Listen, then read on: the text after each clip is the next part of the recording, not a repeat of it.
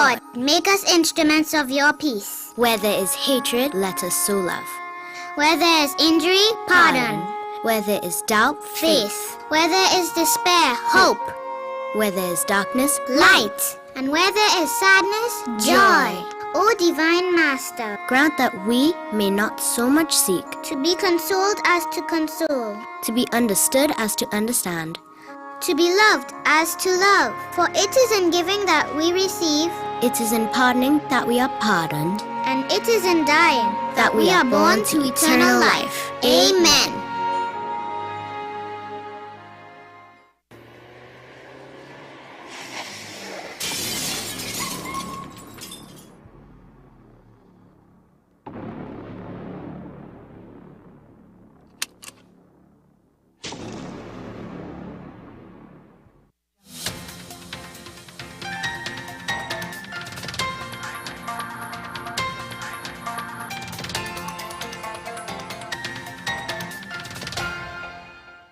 Here's your WESN News on the Hour. I am Denise Martin. Thanks for joining us. Here are the headlines.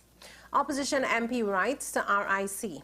Kamla Prasad-Bissessa says AG cost taxpayers almost 64 million. Gate falls and kills elderly woman. And internationally, oceans littered with 171 trillion pieces of plastic. Now for the details. Kuva South MP Rudranath Indar Singh has written to the Regulated Industries Commission to strongly protest their approach of having one consultation in central Trinidad. In a release, he said that given the critical nature of these rate increases and the impact of such on the people of this country, it is important that the RIC spare no effort in ensuring that every opportunity is afforded for people to be heard. Given the hundreds of thousands of affected citizens in central Trinidad and the thousands of homes affected, common sense and a proper approach to the consultation would suggest that one measly consultation for the whole of central Trinidad is not enough. He now questions whether the RIC has already decided that rates will be increased and these consultations are a sham. AGMO's incompetence and idiocy have cost taxpayers of this country almost $64 million. He must resign now and end his destructive tenure. So says opposition leader Kamla Prasad-Bissessa. In a statement, she says the AG failed to file witness statements in another lawsuit, which may cost taxpayers almost $4 million. This comes on the heels of his failure to file a defense in the malicious prosecution case brought by the accused in the Nightfall Coolman murder and kidnapping case. That resulted in a historic award of over $20 million in damages. Prasad-Bissessa is calling on AG Amor to do the decent thing and resign.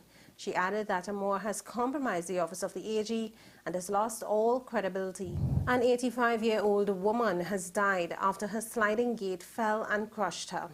Reports say Aisha Prasad Hossain of Egypt Trace Endeavour Shakwanas died on March 2nd when she was attempting to open the gate and it slipped off its wheels and crushed her.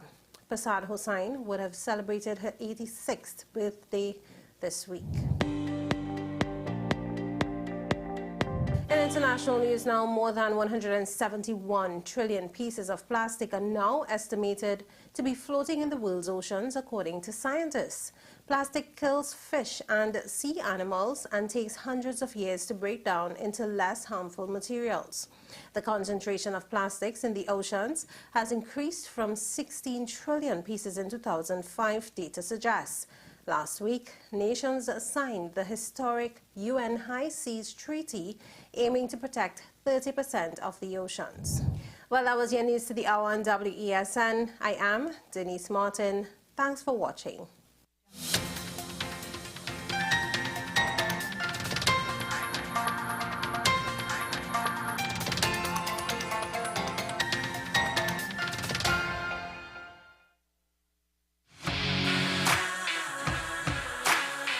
Every day, we communicate through stories. Stories of ourselves, our challenges, our goals, our experiences, and our aspirations.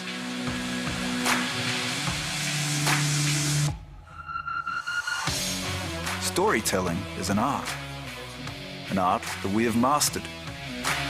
WESN Film Studios comprises a collaborative team of experts with extensive industry experience locally, regionally, and internationally.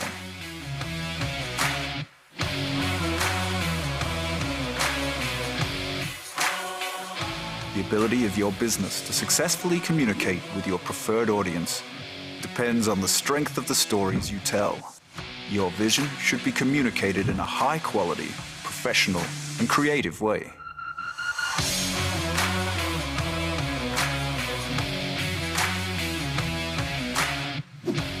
From concept to post-production, advertising to film, multi-camera productions, live events, streaming, and virtual conferencing, we are WESN Film Studio.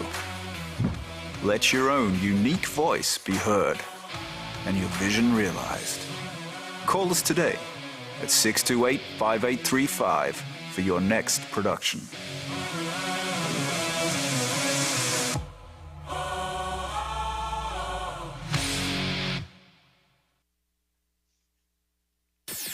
WESN.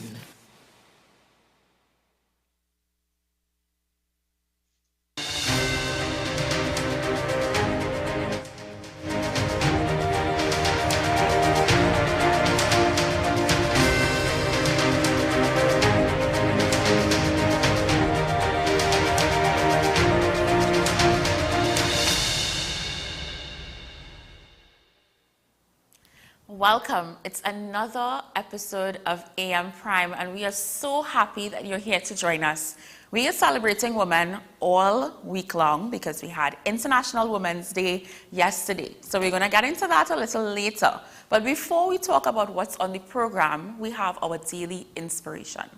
And today, for me, I know I need to hear it, so I'm saying it for me, not the people in the back, not the people watching, but for me.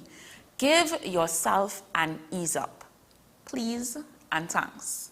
We put so much pressure on ourselves. Pressure to be perfect, pressure to get things right, pressure to achieve things by a particular age, by a particular stage, to look a particular way. Oh my gosh, it is so much pressure. And even in this vein of celebrating women, we as women put a lot of pressure on ourselves. Society puts pressure on us, and then we pressure ourselves. It's too much.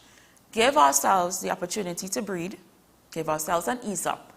Give ourselves the chance to just exist, to be, to celebrate ourselves for who we are in this moment without the pressures of thinking of what's happening tomorrow or dwelling on what happened yesterday. Let's just enjoy today as it is, just for today, please. So I hope you join me in doing that, okay? Coming up on today's program, we're going to be celebrating women with our Watch This later on today. We're going to be speaking to the National Joint Action Committee, and they're going to tell us about reflections in a little bit. We're talking to the Girl Guides, how they empower girls and young women in the country for many, many years. And we're also going to be speaking to FPN about their student prayer event that is going to be happening. We're going to take a short break. When we come back, we have lots more.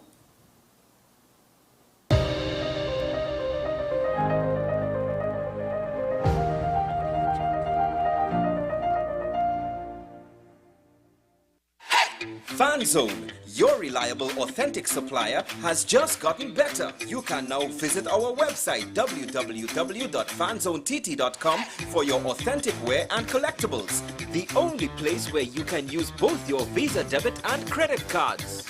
Visit our website fanzonett.com to make your purchase today. The best birthday gifts are at dbesttoys.com. Shop for the best brands you love at the best prices. Like VTech, Leapfrog, Fisher-Price, Play-Doh, Hot Wheels, Barbie, Cocomelon, LOL, Baby Alive, Crayola. Visit us in-store at Forces Flagship MacBean. Shop online now at dbesttoys.com. Order via call or WhatsApp at 32DBEST to order. And remember, we have the best toys at the best prices. People really want to know, what about me? Where do I fit? Yes. What is in the ride for me in terms of a better Trinidad and Tobago? And I'm pleased to shed some light on that. The purpose of bail is to ensure your attendance at court. That's it. It is not punitive. It is not rehabilitative. We, the police officers, we are professional, and we are here for whenever the survivor is ready to come forward. We have the right to private and family life, the right to religious freedoms and beliefs and thoughts and expression. But these rights are not absolute. Certain rights can be limited. The law is to govern the whole. It's for all of us in public.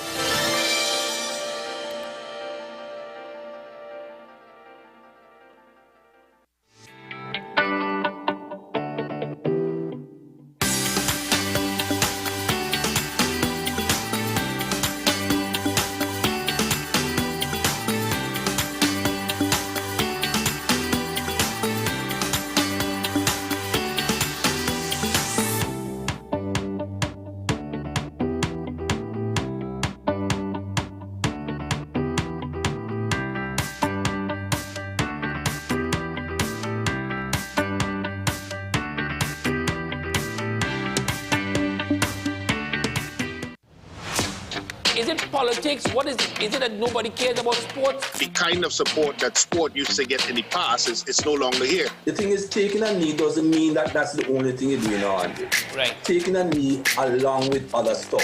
Samantha, what are you looking forward to when you return home to Trinidad and Tobago after winning the title? Thank you very much for speaking it into existence. Is there no pressure on Nicholas Paul? It makes me more motivated to work hard and to go out there and rep the white and black. Why are we sending a team to the Winter Olympics? There are a number of Trinbagonians who are in the diaspora and have grown up in winter sport. It's an opportunity that the Trinidad and Tobago Olympic Committee will not close the door on. I also believe in the players that we have. Once you can motivate the players, you can get the best out of them. The issue, the continued rise in the price of flour and its impact on the cost of living in Trinidad and Tobago. How should we go about it? I want to ask you, what has been revealed to you about the state of vulnerability in the country because of this exercise and because of what we're going through? Is the government losing the war on the vaccine front? The discussion should revolve around the common good for the greatest number of people in Trinidad and Tobago. How do we inculcate a sense of respect and regard for people who may not be of your own political ilk or persuasion? The communities are now being used by political opportunists. So when the tables are turned, it's the same way. Okay, this has been 10 Questions. I'm Andy Johnson, and we'll see you next time.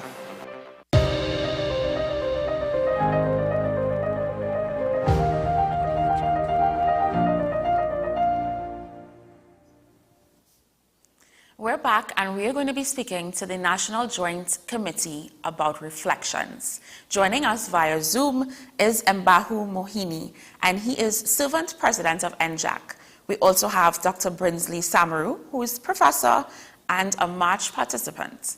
Welcome. Thank you. Thank you for being here with us. I really want us to talk about this. So let's get straight into it. Tell us more about NJAC and the mandate of this committee. Okay, the National Joint Action Committee was formed on the 26th of February 1969, and the Mass People's Movement of 1970 was launched exactly 1 year later on that same date, 26th of February. Okay. And coming out of the experiences of the early 60s, or the decade of the 60s, I should say, NJAC decided to host a march to Caroni on the 12th of March, 1970. Right. Because the decade of the 60s was one which saw very strong polarization between the major ethnic groups, the Africans and the Indians. The 1961 elections, for instance, was one that had a lot of tension, a lot of mudslinging, and even violence, to the point where the then political leader of the Democratic Labour Party, which represented heavily representative of the Indian communities, was moved at a particular point to call on the Indians to arm themselves. What you had following that was the declaration of a state of emergency, which would have been 3 weeks before the holding of the elections, and the police were given authorities to search people's homes and they focused their attention on the Indian communities, so that brought even greater polarization. They were supposed to be searching for arms and ammunition, none of which they found. But what it did was to heighten the tensions, so that coming out of that elections and during the decade of the 60s, the politics in Trinidad and Tobago was highly divisive of our national community. Right. So the National Joint Action Committee decided to host that demonstration, which would have been about 2 to 3 weeks after the launch of the mass movement on the 26th of February, in order to unite our nation, because to build a nation, there's that need for national unity. Correct. And we were convinced then, as we are now, that all our peoples could live here on this small island, twin island state, in unity, where we collaborate and we work with each other for the building of a better society. After that march, and it was truly impactful because of the thousands of persons that would have answered the call for that unity that you're speaking about. What were some of the things that came out of the march that were able to influence the policies, influence the government? What were some of the things that came out of that moving forward? Well, what I would say is that the march itself was exceptionally successful. There would have been an estimated 40,000 persons who would have taken part in that demonstration, even though it's called the March to Caroni. Right. The Indian community advised Makandal Daga, the leader of NJAC, then Geddes Granger, to take the march down to Couva, because the plan was to go as far as Caroni or Chaguanas. And the march did go down to Couva, and the demonstrators were welcomed. They were welcomed in Caroni and Chaguanas. Persons came out, they bought water, they bought oranges. They welcomed the demonstrators. Students came out with flags. It was really, really tremendous. And what was most significant is, by virtue of the fact that the march was supposed to reach Caroni, but it reached Couva, the demonstration did not arrive in Couva until just after 8 p.m. So afterwards, we would have had a meeting. We also had a people's parliament to demand that the ownership, the British ownership of the sugar industry, be transferred to local ownership, which gave birth to Caroni Limited, Caroni Trinidad and Trinidad Limited, 1975. Right. So you would have had that building of the bonds between the Africans and the Indians, so much so that when several of the demonstrators could not get back, who would have come from North Trinidad, could not get back to North, the Indian community just opened their doors and kept the demonstrators, persons they did not know within their homes, who could take 5, who could take 6, whatever, and the community itself opened its doors to accommodate the demonstrators from the northern areas who could not get back, or transportation out of Couva that night. I should mention that you'll have had organizers. Some of the names are known, like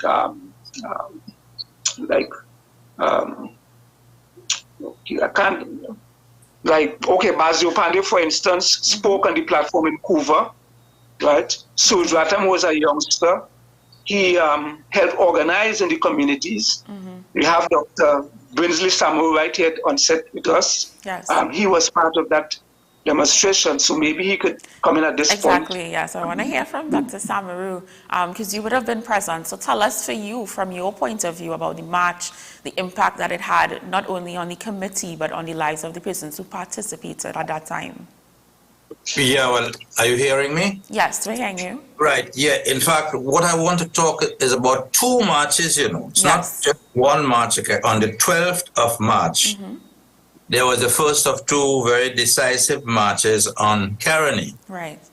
some 6,000 marchers left Port-of-Spain, and about 4,000 additional persons joined them by the time the march reached Caroni. Okay. So that is the first march. That's the first march which united the two peoples. Okay. But because of the success of that first march, a second march took place on the 20th of April, starting in Hoover and hoping to reach Port-of-Spain the next day. That march was led by thousands of sugar workers with considerable police opposition. So that march started off in Caroni and wanted to move to Port-of-Spain. Was Eric Williams and Bades Maraj joined hands, and they decided that the first march was so threatening, it was so successful from the marchers' point of view, that a second march could not be allowed. And so the second march that was on the 20th of April, that started off in Caroni and was moving into Port-of-Spain on that very evening, that is the 20th of April, the government decided a state of emergency and therefore squelched any effort by the Africans and Indians to come to Port-of-Spain for a second time. Right. Because the thing had become too serious. And that is where the state of emergency was declared, and therefore, the whole idea of the marches was, had to be aborted because the government, you see, Eric Williams decided that his turf, which is the East-West Corridor in Port-of-Spain, was being threatened, and Eric Williams' partner, political partner, namely Bades Maraj, decided that his base, his Indian base in the Caroni area, was being threatened. And so together, the two of these major political leaders, each of the major political parties, talked and decided that we can't let this go on. And that is when the state of emergency was declared. Right. We see all around the world where, persons unite and they march and they protest in droves, and the same thing that you're talking about with thousands upon thousands of people coming out. Do we see the same sort of unity, the same sort of passion happening today in Trinidad and Tobago, because some of the issues still exist today? Talk to us about that. Yeah, well, the issues have not been settled. The issues have not been settled, so that the situation continues to fester. Yeah. One of the major reasons for the revolution of 1970 was the fact that black and brown people, Africans and Indians, were in government but not in power. They were in government, but they didn't have control of the economy. Right. That control of the economy was in the hands of a cartel consisting of English investors, American investors, who were in charge of the oil industry, who were in charge of the sugar industry. And they were the ones who were determining what Trinidad and Tobago would be doing, should be doing, and not the government. And it is, the Black Power Revolution was in fact a revolt against that foreign control, that foreign domination of the economy. And the result of it was, the result of whatever happened in 1970 was that Eric Williams was moved to take cognizance of what was happening. Yeah. And in a sense, he was more deeply informed by all of the discussion and marches and talk that was going on. He became more informed, and then he decided that he was going to take steps which were motivated by the Black Power Revolution. I think sufficient people don't understand the tremendous importance it had and the impact it had, because Eric Williams could now go to the oil and sugar barons and tell them, you see what is happening in this country? Yeah. You see what is happening? You all are in control, and look, my own people are revolting against me. Yeah. So I think, he used the events of 1970 to his advantage, and to Trinbago's advantage in furthering the movement for local ownership of the resources of the country. And I think that was important. I think what is equally important that the whole education system from that time changed, because increasingly what was being taught in the schools was, African history, Indian history, the African in the Caribbean, the Indian in the Caribbean. So a whole consciousness developed among the young people of the country, and that, was very good for the future of Trinbago. Right. If I could interject at this point as well, because one of the demands of the organization is that the Caribbean have its own examination, coming out of which possibly I think it would have been 2 years, a year or two after, 15 Caribbean nations signed off for the establishment of the CXC, the Caribbean Examinations Council. Okay. So this would have been one of the achievements of that movement, because prior to that, we depended on examinations coming from either Cambridge or London for our students here in Trinidad and Tobago, as well as most of the Caribbean. So there was that demand. So the movement, it was really revolutionary in the sense, as Dr. Samuel mentioned.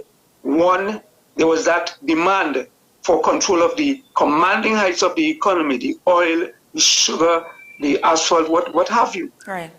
The slogan being, we do not want crumbs, we want the whole bed. This is our nation, we are now independent. We must control those things that are critical to our own development and our own survival. Yeah. But beyond that, there was also changes in so many other areas, right? For example, you'd have had the first national of Trinidad and Tobago and the first black or African, however you describe, bishop of the Anglican Church being appointed in 1970.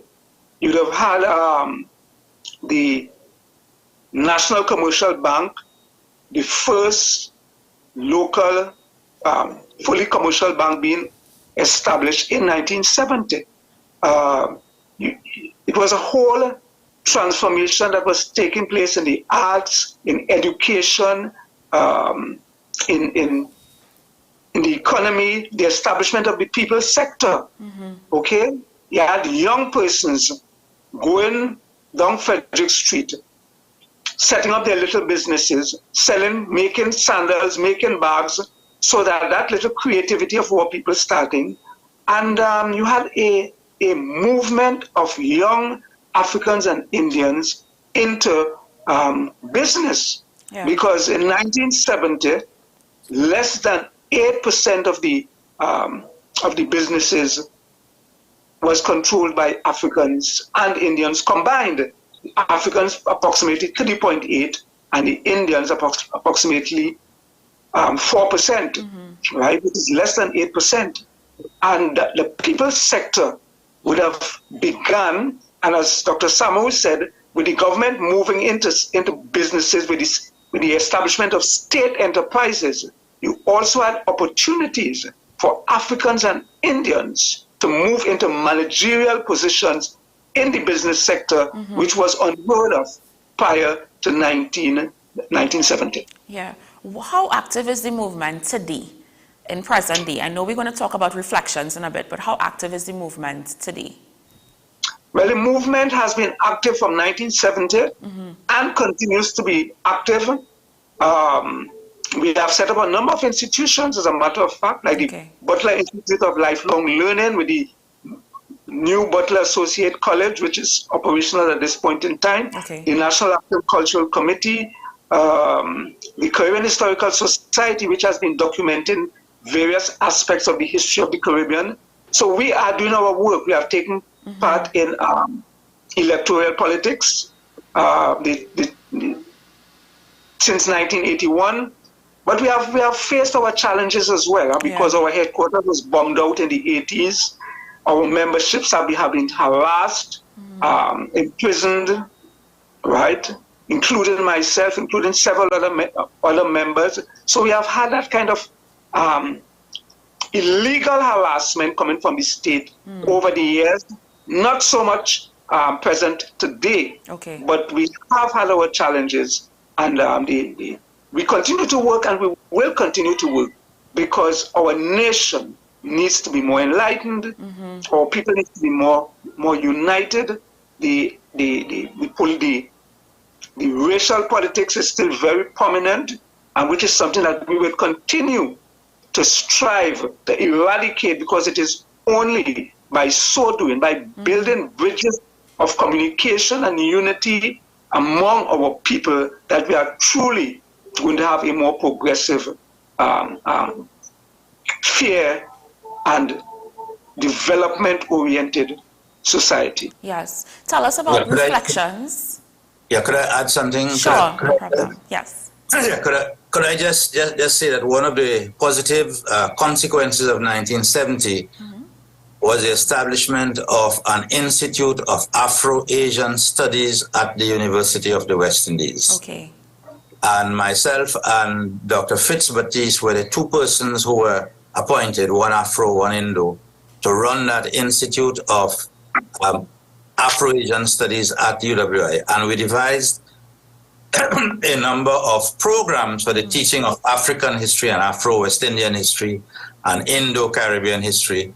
So I think that was an important movement, in the sense that the university has now able to take on this very formally, very officially, as part of its syllabus. And so we devised, syllabuses over the years that dealt, effectively with these two areas. And a number of the students whom we produced out of that went into the teaching profession, went into the diplomatic service, went into business and so on, so that the effect of 1970 continued through the work done by the Institute of Afro-Asian Studies, which was started at the University of the West Indies. So I think that is a thing that has to be factored. And the second point I want to make is that following from all that happened in 1970, there is now an organization which is aimed at changing names and changing statues and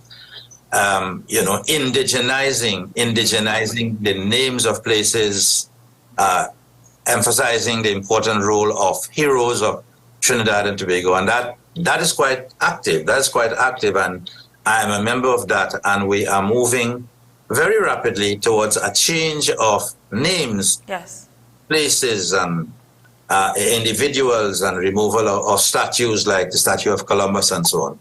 So that definitely is another result of what happened in 1970, the conscientization of the population towards, physical changes, reflecting the unity and the contribution of both the races to the development of Trinbago. Is there any or any plans, is there any plans of the committee to really educate the younger persons, the next generation, on the rich history, why certain things exist now because of what the movement had been able to achieve or what the movement had been able to spark? Well, that is being done. As I said, it's being done from the university level. It is being done also at the level of the secondary school, where conscientized teachers, put this onto their teaching and onto their syllabus. Unfortunately, one of the major problems is that in Trinidad and Tobago, history is now being relegated. It is now, being put aside. It is now, very unimportant in the secondary school syllabus. And this is very sad when we think that the first Prime Minister of Trinidad and Tobago was an eminent historian. And Eric Williams made sure that history was, taught heavily in the syllabus.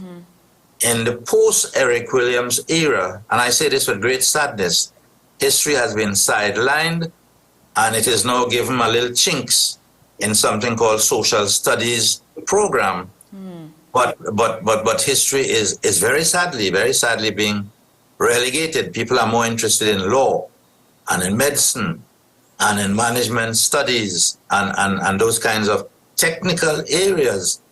But the study of history is being relegated, and the University of the West Indies now has great difficulty in maintaining history courses, largely because we are not getting the kind of feedback of young persons wanting to do history from the secondary school. So that is a very serious problem. And that is something which NJAC and other organizations must take up at the national level, so that history gets reinserted in the way that Eric Williams inserted it into the syllabus, rather than being pushed aside as it is now sadly being done. Right. I know with Reflections, there are a number of activities that are going to happen where persons can find out more about the history. So tell us about that. Tell us about Reflections and the activities surrounding it. I would like to, just before we move to that, I would like to mention Tobago, because Tobago was as much a part of the revolution as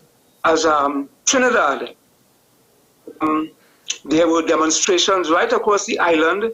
As a matter of fact, one of the achievements in Tobago was the transfer of land ownership, because as we all know, Tobago was a very powerful agricultural island at that time. And yet you had approximately 70% of the land being owned by between a local elite and foreigners. That situation has changed largely, because in 1970, for instance, the government was forced to buy out 13 of the larger estates in Tobago, which would now be under local ownership. But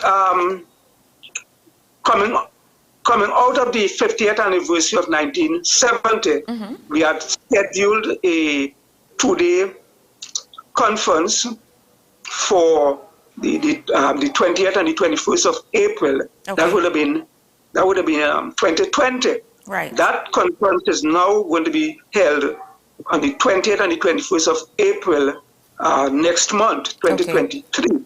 But we are still calling it the 50th anniversary conference. Right. Where is it going to be held? It's going to be held in collaboration with SALISES. It's the Arthur Lewis Institute of Social and Economic Studies up at Dagger Hall, UWI. And we are going to be targeting students, youth organizations, as well as the general public, so that more of this information, 2 days where a lot of the different areas, the achievements, the objectives, the philosophy of 1970 could be dealt with for the enlightenment and the information of the public in general. Because most of what happened in 1970, the objectives, the philosophy, the ideas, the ideals, are virtually lost on the present generation. And it is so important that we could benefit from the lessons of 1970. Yes. Because, for instance, we have a huge crime problem in the country today. In 1970, when we advocated that the nation be conceptualized as a family, with each and everyone referring to each other as brother and sister, the new love, the new togetherness, the crime rate went down by 56% in 1970. And 1970 was not just a year, because it would have been 55 days of demonstrations, after which the leadership of the organization was imprisoned for 7 months. So it just less than 2 months on the road, a new philosophy, a new approach to life, a new sense of love and togetherness, racial unity. We were able to begin laying the foundation for a more united, stronger, and crime-free society. And that has the solution for crime. That is really amazing, and I really thank you both for taking the time to share with us. I do think a lot of the history needs to be shared, so I'm really happy to hear about at the university level and even the secondary school level, And I really hope that persons, take the time to come out to Reflections, that 2-day program that you're going to have, to learn more about it. I thank you so much, Mbahu Mohini and Dr. Brinsley Samaru for joining us. And we definitely would check in with you again to find out more about it and how it went and how we could continue, having these conversations. We take a short break. When we come back, we have lots more in store.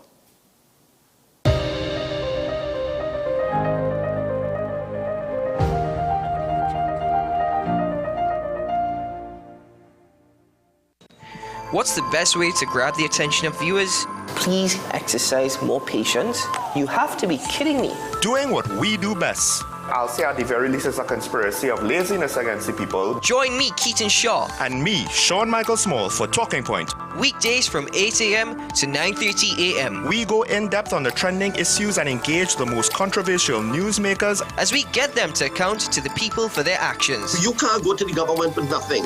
You can't go to cabinet with an empty hand, with a wish. I'm glad that we're having this a sober, mature discussion. In the present situation, I expect a continuation of the chaos. Join us for the discussion, Mondays to Fridays, only on WASN, the content capital. Take some time for yourself or spend some time with the family at Sandy Point Village Hotel. Enjoy our various studio and suite apartments, self-contained with their own kitchenettes and Wi-Fi. We also have our famous 100-foot swimming pool and our beachfront restaurant, the Steak and Lobster Grill. And our location in Crown Point puts us near the center of activity from the nylon pool to the local nightlife. Call us and make your reservations at 639-8533, 389-2378 or email us at sandypointvillagehotel@gmail.com.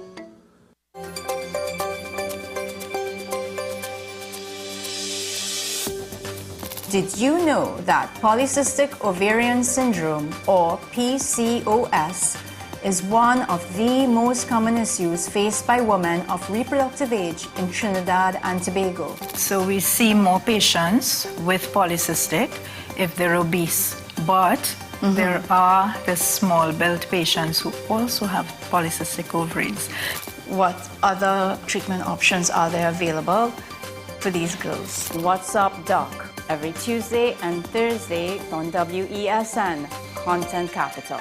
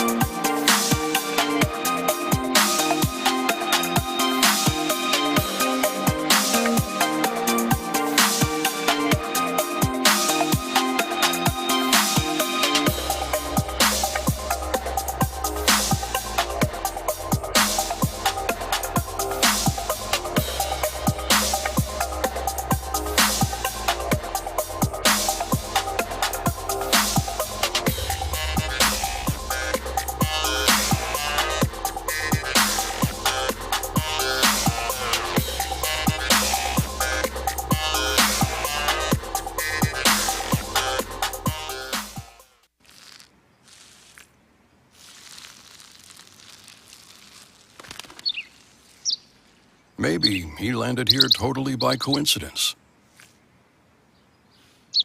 But if by chance he's admiring your fresh coat of Benjamin Moore soft sky blue, well, that's a pretty high compliment. Coming from an expert.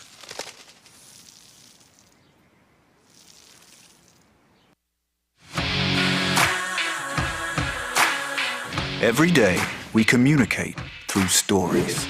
Stories of ourselves, our challenges, our goals, our experiences, and our aspirations.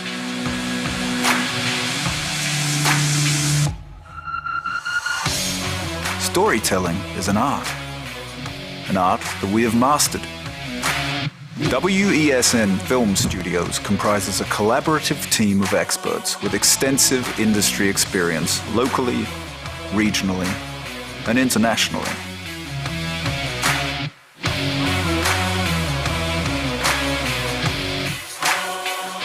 The ability of your business to successfully communicate with your preferred audience depends on the strength of the stories you tell. Your vision should be communicated in a high-quality, professional, and creative way.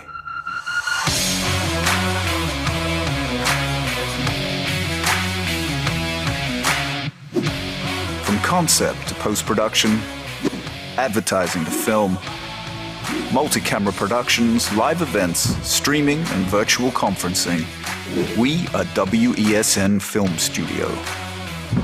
Let your own unique voice be heard and your vision realized. Call us today at 628-5835 for your next production.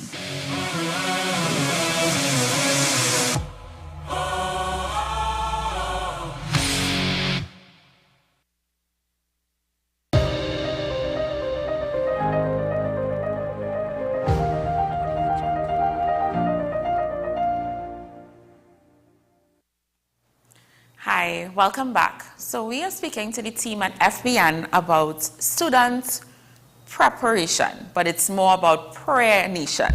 So let's talk to Raymond O'Keel and we talk to Kieran Fritz. Good morning and thank you for joining us. Morning. Thanks for having us, man. Nice. Thank you for being here with us. All right, great. Excited to be here. Yes. So tell us about FBN and the network. Well, Family Focused Broadcasting Network has been here for a very long time. Most folks know the arm of FBN called Isaac 90.1 FM. People call us the gospel station, which we are. We don't shy away from that.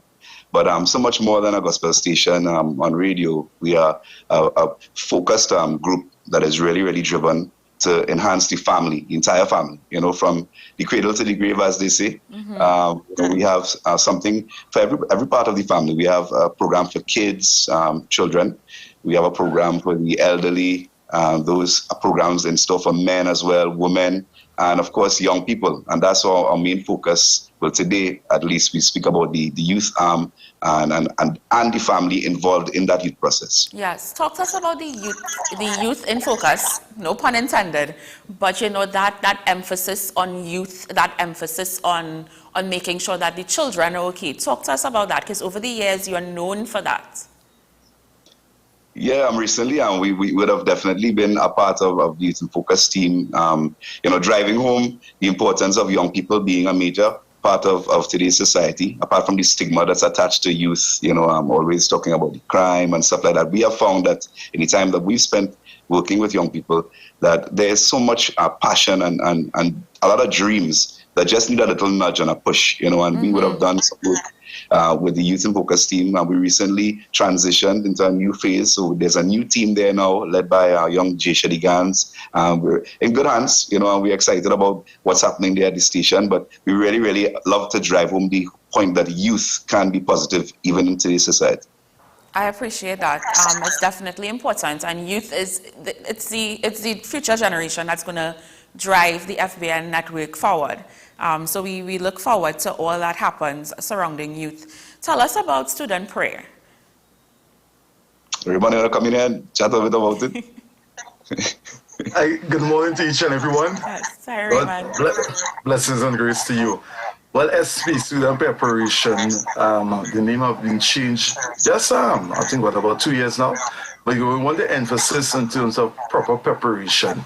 And it's an environment that is created, as we call it, a community, where students, caregivers, facilitators, parents, social workers, guidance counselor, I don't want to forget them, teachers come together and look at the best practices when it comes to preparing for exams and beyond. Because we just young people should prepare for examination, but they understand that they are human beings and character is very important.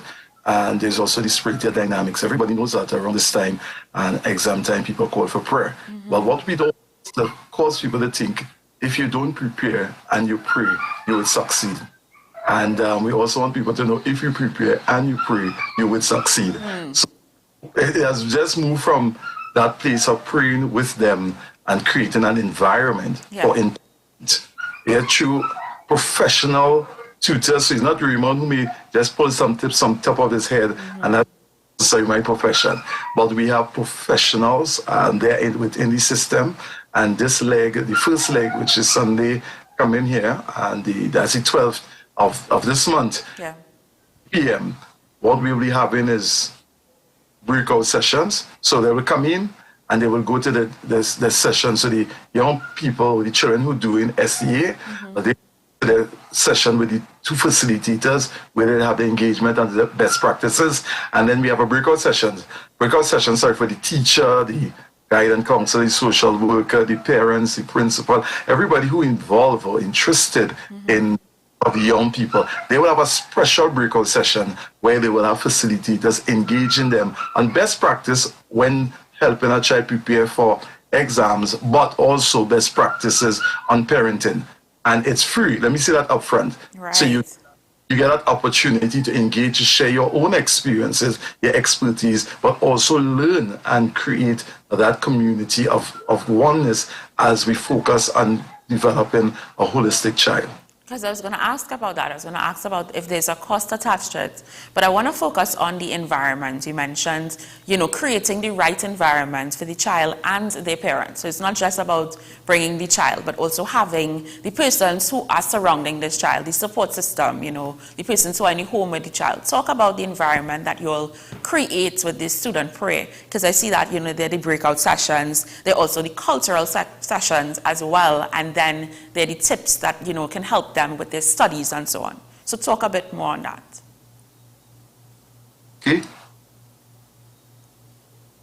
Well, over the years, student prayer has really evolved, and as we call it today, student preparation. As Raymond mentioned, the aspect of the cultural performances and the breakout sessions that really started when we recognized there was a need for more balance. It's so well and good to tell your child, don't forget to pray before you do your exam, and that's really nice. But this now comes in and it makes it an even bigger event. When you come to it, you feel as if you're at something here that's really focused on everything that I need. So we see about the holistic young person here now. And again, as we brought the parents into it, we've extended it now to social workers, guidance counselors, teachers. They all have an opportunity to come and really get information that can help them in their field. And this Sunday coming here, it's really exciting because we have the STA students, the primary school students, and we have the parents coming as well with the teachers, guidance counselors, social workers, but they're not staying in the same room. The breakout session provide that opportunity for us to now, focus on that target group, and where parents could feel even more comfortable speaking all things that they might want to see in front of their children. Sometimes they have to hold back something. So you can still have a little one-up on the child, not in a bad way, but so that you can have strategies, to help you parent your child while going through the studying process. Right, and I like that because you also have the opportunity for the children to get a break as well too. To get a little ease up out of the environment with their parents. Yes, correct. Now, we know, also too, sorry, go ahead. Also, just encourage quickly, we would have our Caribbean leavers joining us. Okay. And so their primary exam, so they too will be joining us on virtually. Okay. Because the initiative is both physical and virtual. Right, that was my next question. So, for persons who want to get the Zoom link, tell us where on social media they can find, the FBN page or Isaac Promise page and get that information on the Zoom link.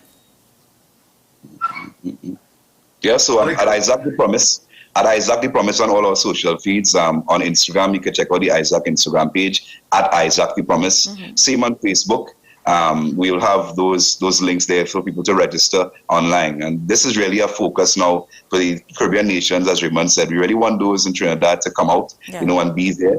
Don't cheat the process. We haven't been able to come together for a long time. And I'm really excited. I don't know if you recognize all through smiling right through because I'm looking forward to us meeting in person again, and coming together to spend some time in prayer, but also to edify each other, encourage each other. Just give us some more details, the date, the time, and any other information. Do the students need to walk with anything? Let us know all those details. All right. Well, it's always good to walk with something. I like the idea of having your cell phone there where you could type your notes up. But something about writing it down on a notepad or a notebook, it does something different to the mind. So we encourage you to walk with something. Walk with yourself, most importantly. So it's this Sunday. It happens this Sunday at 3rd Avenue in Barataria. That's at the Jesus Elam Revival Ministries. It's close to the Himalaya Club. For those who may know the Himalaya Club on 3rd Avenue in Barataria, there's lots of parking, so you have no issue with parking there. It's at 3 p.m. It's absolutely free. This Sunday, absolutely free, absolutely free. Yeah, and you can't really pay for this. This kind of thing is going to be wonderful. What we want to also encourage, if you know someone in the community doing SCA next year, it's important that you bring them this year. And they give you an opportunity, you know, we have some adults who say, I can't connect with young people.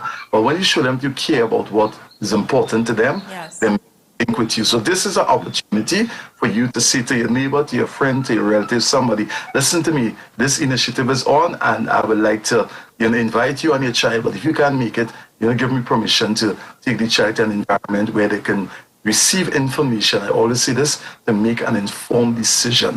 We must complain, but we must become solution-driven. And we're really excited about this initiative. And as Kieran said, we back out, baby. You know, back outside. Why do they keep it online? I think we have young people who say, I fell up about this online thing. And also we have parents being asking us because we are very involved in schools. How do we engage? How do we connect? Come in an environment where you meet and guidance counselors, social workers, teachers, and they too will have meaningful conversation because we need to bridge a gap and continue the relationship between school and home for the development of the child and even for the very stability of the parents of today's generation. They are not too difficult to communicate with as we think. Garrett, you come, you go, oh, I thought was LOL. I thought was MOB.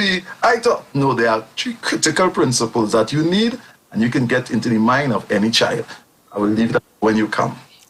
For persons who aren't on social media, parents, you know, who would probably want to call, is there a contact number, hotline number that they can call to get more information?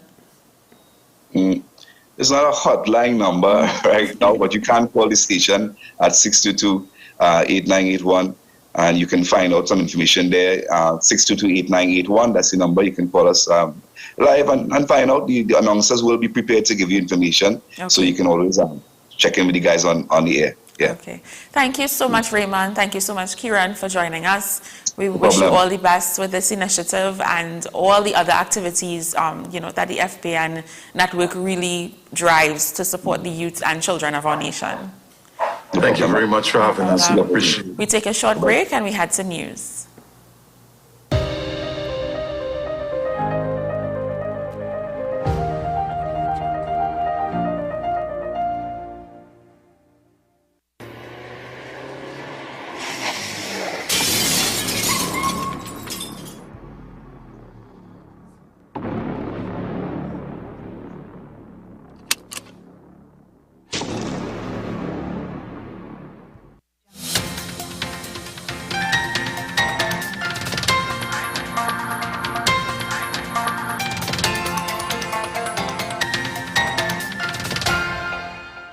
Here's your WESN News on the Hour. I am Denise Martin. Thanks for joining us. Here are the headlines.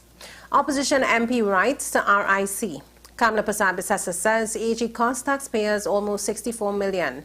Gate falls and kills elderly woman. And internationally, oceans littered with 171 trillion pieces of plastic. Now for the details. Kuva South MP Rujunatin Dar Singh has written to the Regulated Industries Commission to strongly protest their approach of having one consultation in central Trinidad. In a release, he said that given the critical nature of these rate increases and the impact of such on the people of this country, it is important that the RIC spare no effort in ensuring that every opportunity is afforded for people to be heard. Given the hundreds of thousands of affected citizens in central Trinidad and the thousands of homes affected, common sense and a proper approach to the consultation would suggest that one measly consultation for the whole of central Trinidad is not enough. He now questions whether the RIC has already decided that rates will be increased and these consultations are a sham. AGMO's incompetence and idiocy have cost taxpayers of this country almost $64 million. He must resign now and end his destructive tenure. So says opposition leader Kamla Prasad-Bissessa. In a statement, she says the AG failed to file witness statements in another lawsuit, which may cost taxpayers almost $4 million. This comes on the heels of his failure to file a defense in the malicious prosecution case brought by the accused in the Naipaul Coolman murder and kidnapping case. That resulted in a historic award of over $20 million in damages. Prasad Bissessa is calling on AG Amor to do the decent thing and resign. She added that Amor has compromised the office of the AG and has lost all credibility. An 85-year-old woman has died after her sliding gate fell and crushed her. Reports say Aisha Prasad Hossain of Egypt Trace Endeavour Shikwanas died on March 2nd when she was attempting to open the gate and it slipped off its wheels and crushed her. Prasad Hossain would have celebrated her 86th birthday this week. In international news now, more than 171 trillion pieces of plastic are now estimated to be floating in the world's oceans, according to scientists. Plastic kills fish and sea animals and takes hundreds of years to break down into less harmful materials. The concentration of plastics in the oceans has increased from 16 trillion pieces in 2005, data suggests. Last week, nations signed the historic UN High Seas Treaty, aiming to protect 30% of the oceans. Well, that was your news to the hour on WESN. I am Denise Martin. Thanks for watching.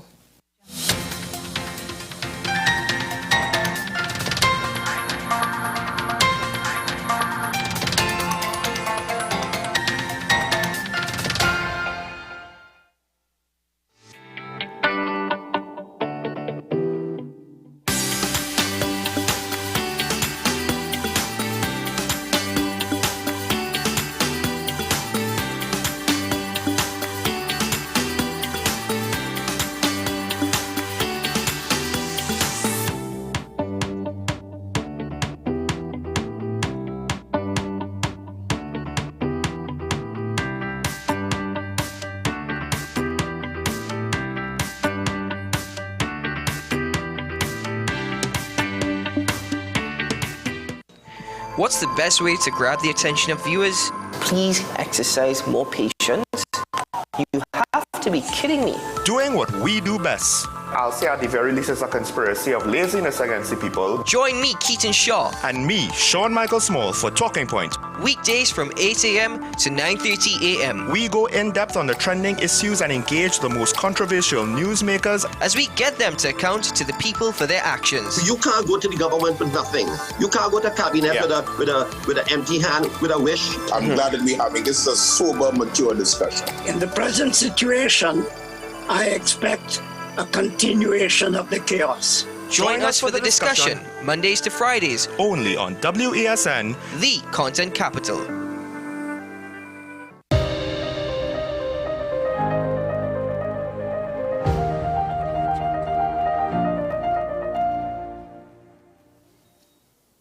Welcome back. We are going to be speaking to the Girl Guides Association of Trinidad and Tobago, and I'm excited about this conversation. For a very long time, I've always known about Girl Guides, but I really wanted to find out a lot more. And I'm sure some of you outside really want to know about the Girl Guides. So welcoming via Zoom, we have Yvette Rollock-James, who is the Division Commissioner for Couva and the Regional Trainer for Caroni.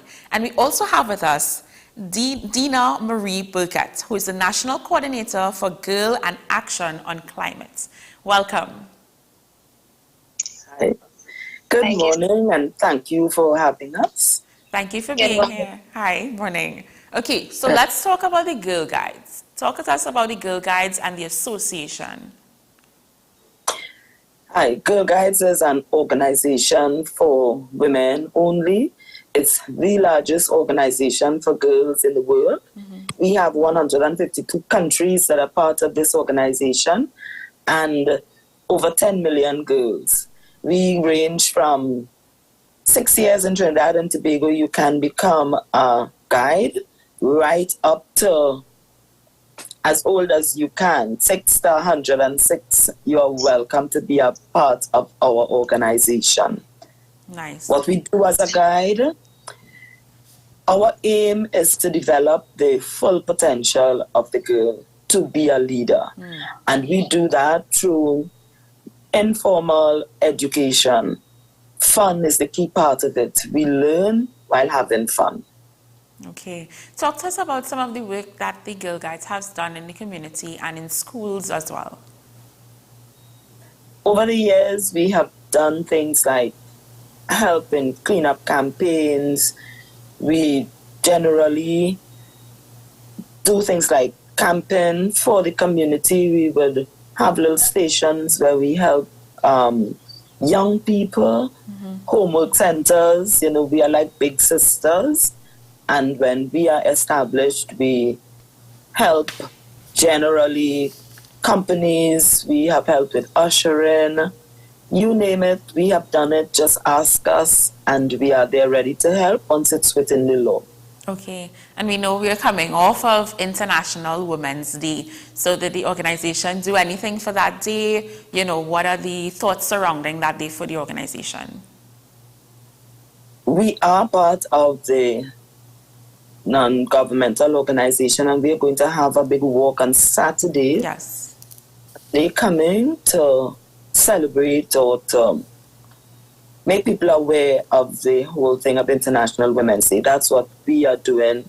But in our World Thinking Day celebration that went last Saturday, we did have Sajiko join us to talk about women and some of the careers that women are now in that was previously dominated by men.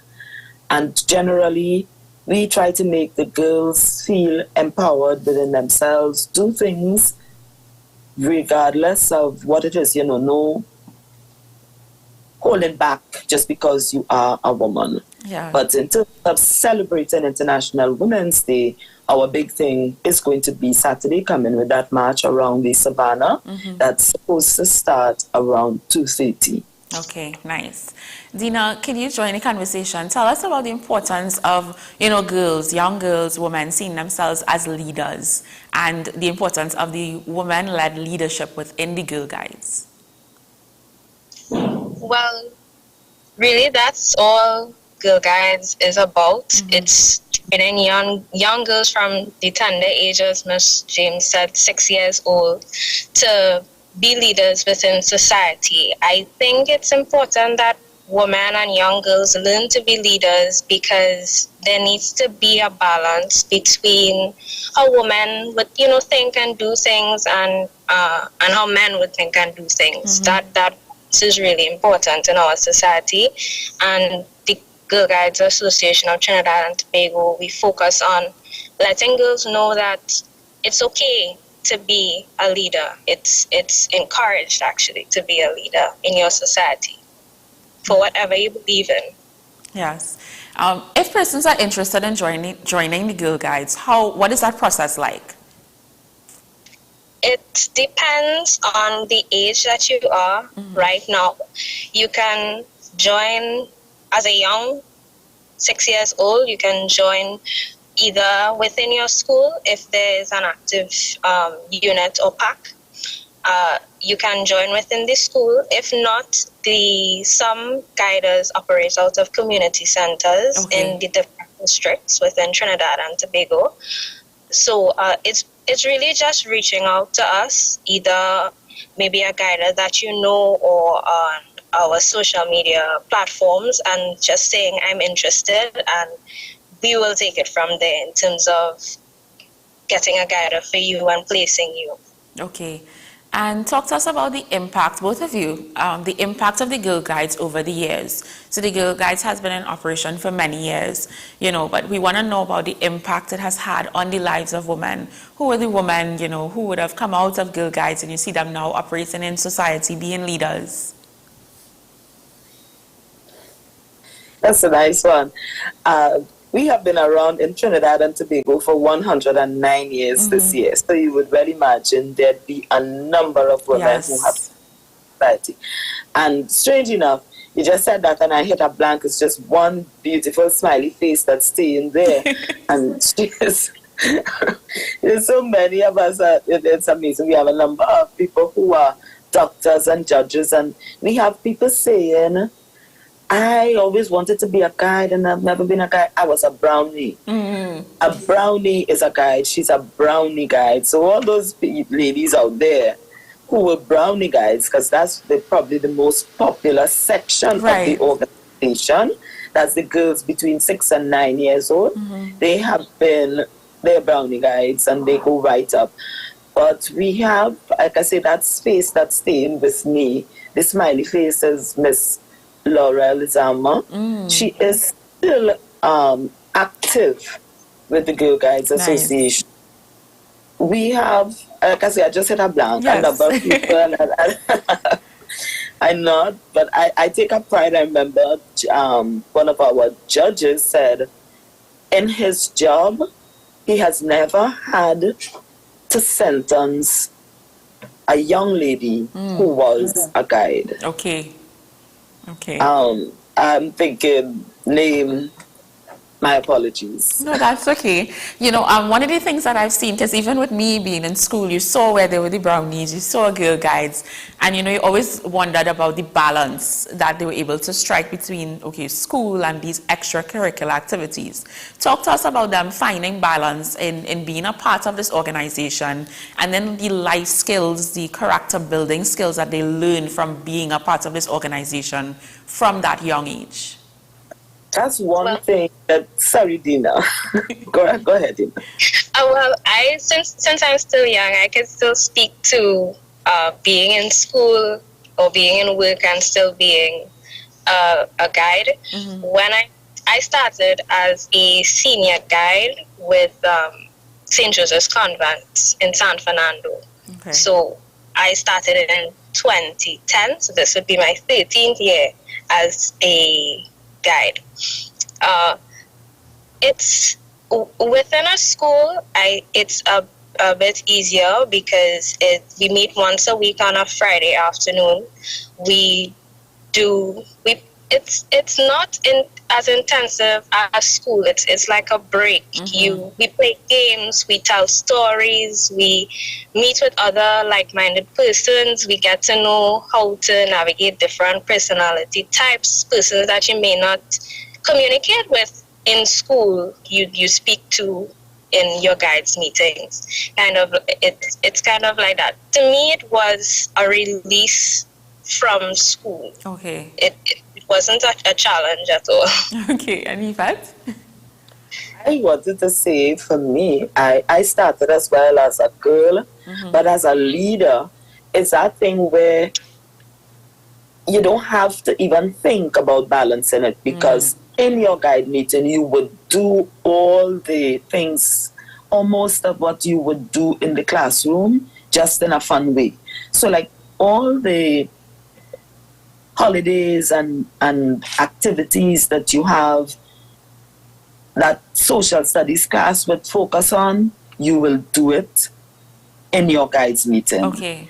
You do a bit of mathematics without even realizing that you're doing it, because it will be a song or something that you would have to add and jump out at a particular number, or throw back in. We'll have a game, something that is going to have you thinking and not even realizing at the time that you are learning. And that's the whole thing about guides. And then there's always that part of it where if we have that camaraderie, like Dina said, if you are having problems in your class, in any kind of schoolwork, there'd always be a sister who is there with you, or you can be open, feel free to liaise with a guider who will help you.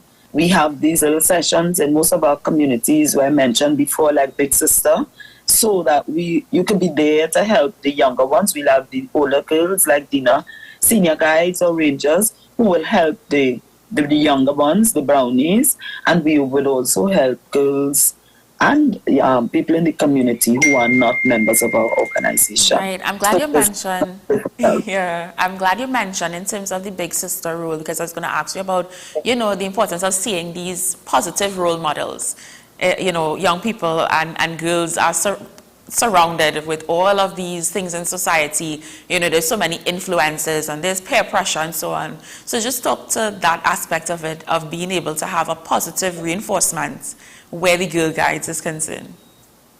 From my experience, it is so positive that once a girl is a member of our organization, the peer pressure tends to turn. I used to be a teacher, and you've had experiences where people will come and complain. A girl will come, a young boy will come, Miss so-and-so, let's let Dina throw her down the bus. Dina was there pulling and pushing in the line in the cafeteria. Miss, she's a guide. She's a guide. And people complain, so the peer pressure turns that kind of way. Okay. Where if you get in an altercation with somebody else, the first thing that comes up, you are not supposed to be doing that, so you are guide.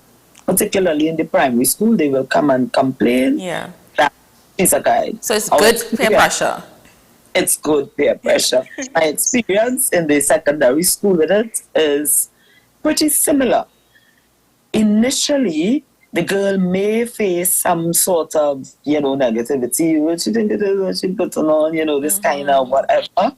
But once you keep your strength and, let's say, it's such a positive and a pleasant thing, very often those who were most critical about you, when they see the things that you do and probably see things like we will have girls in interviews like this in their uniform, we tend to get them to turn around and change. So I look every time I see one of those videos that go viral that are negative, and I'm saying those girls need to be guides. Those girls need to have guidance touch their lives.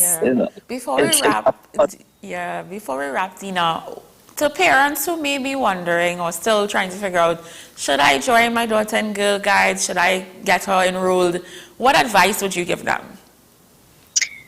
I would say don't hesitate. It's an amazing organization. Your daughter will find a sisterhood for life. Sometimes we meet just anyone on the street, and sometimes you wear their carry yourself, or you might have a conversation with someone and then you realize you were both guides. Not from the same unit, maybe not even from the same district, but it forms a bond between us that nothing else could really challenge.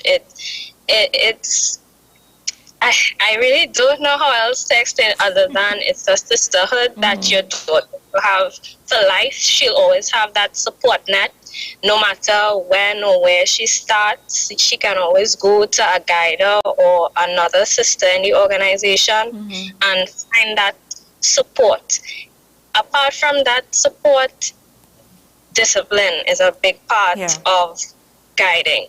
So if that's something you want to instill within your daughter and make her feel empowered and live true to herself, Girl Guides is an amazing organization for that. Okay. Where can persons get more information? Is there a number to call? Is there a website to visit, a Facebook page or Instagram page? We have a website, Girl Guides TNT. We have the Instagram as well, Girl Guides TNT, and on Facebook we're the Girl Guides Association of Trinidad and Tobago. We do have a Twitter as well under the same handle. Okay. All right, nice. And you can always call 628-7966. That's our headquarters, and they will refer you to the division that you belong to, depending on what part of the country you are. Okay, great. Thank you so much for being here with us. I learned so much about Girl Guides. I'm sure the listening and viewing audience as well. We appreciate the work that you do. Continue to do the amazing work with our girls and young women. Thank you so much for having us. Okay, great. So we're going to take a short break. When we come back, we have one more thing before we close off this morning.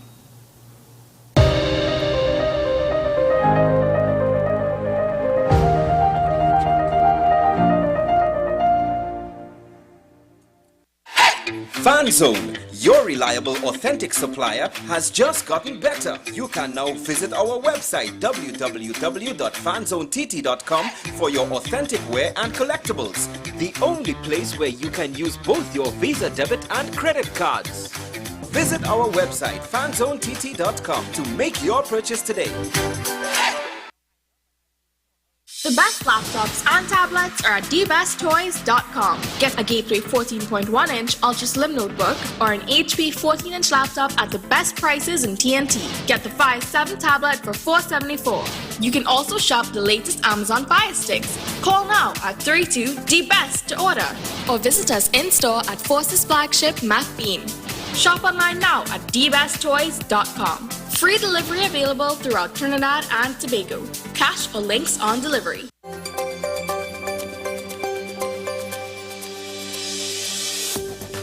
Did you know that polycystic ovarian syndrome, or PCOS, is one of the most common issues faced by women of reproductive age in Trinidad and Tobago? So we see more patients with polycystic if they're obese, but there are the small-built patients who also have polycystic ovaries. What other treatment options are there available for these girls? What's Up Doc? Every Tuesday and Thursday on WESN, Content Capital.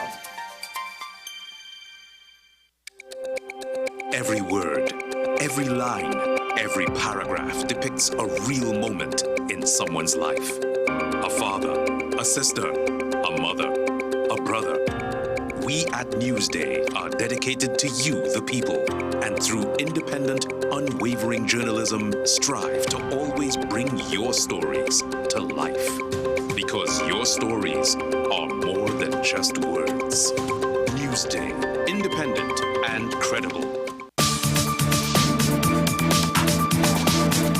I am Rondell Donowa, attorney at law and host of Strictly Legal on WESN Content Capital. Strictly Legal is a legal program geared towards informing you, the public, of your legal rights, responsibilities, and remedies. So be viewing Thursdays 10 a.m. to 10:30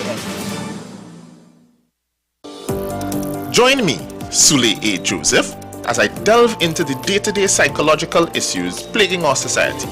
We will discuss behaviors that encompass the biological influences, social pressures, and environmental factors that affect how you think, act, and feel. Site, Thursdays at 11:30 a.m. only on WESN, Content Capital. Is it politics? What is it? Is it that nobody cares about sports? The kind of support that sport used to get in the past is no longer here. The thing is, taking a knee doesn't mean that that's the only thing you're doing on it. Right. Taking a knee along with other stuff. Samantha, what are you looking forward to when you return home to Trinidad and Tobago after winning the title? Thank you very much for speaking it into existence. Is there no pressure on Nicholas Ball? It makes me more motivated to work hard and to go out there and rep the red, white, and black. Why are we sending a team to the Winter Olympics? There are a number of Trinbagonians who are in the diaspora and have grown up in winter sport. It's an opportunity that the Trinidad and Tobago Olympic Committee will not close the door on. I also believe in the players that we have. Once you can motivate the players, you can get the best out of them.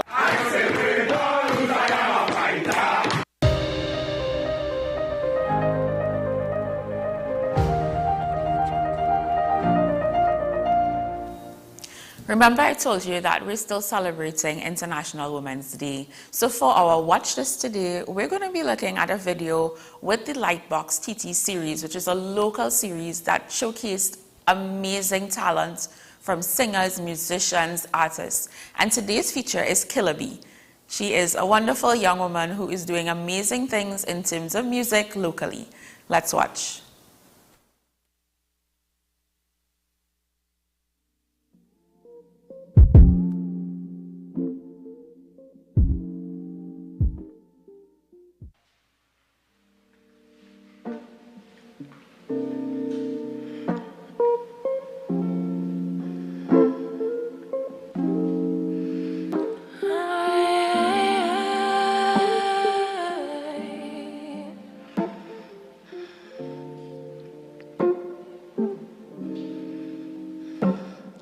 Summer days we came to play. All your gaze leaves me tasting love on the plane of disarray. Emotions breathe. How can we fall in love? Oh, the sunrise had no patience for me, oh my love. No, oh, the sunset had no patience for me, oh my love. Must be past night, true night. You're mine until the light watch the moon rise, until we sunset inside by side.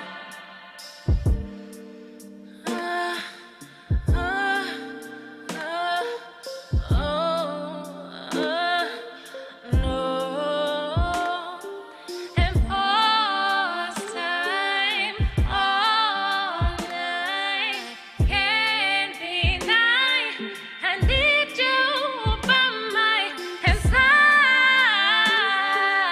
all through the night. I need you, now I need you to pause time tonight. You're mine till the light watch the moon rise, until we sunset inside by side. And pause time. Oh, and yeah, take me through the night. Yeah.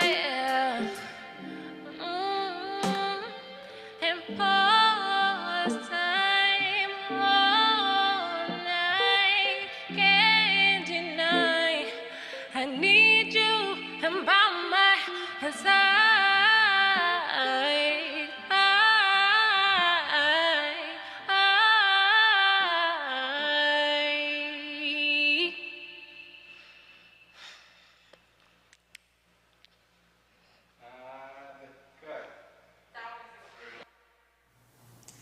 That was the beautiful sounds of Killer Bee there on the Lightbox TT series. Check them out on YouTube. There's so many videos, so much talent within Trinidad and Tobago.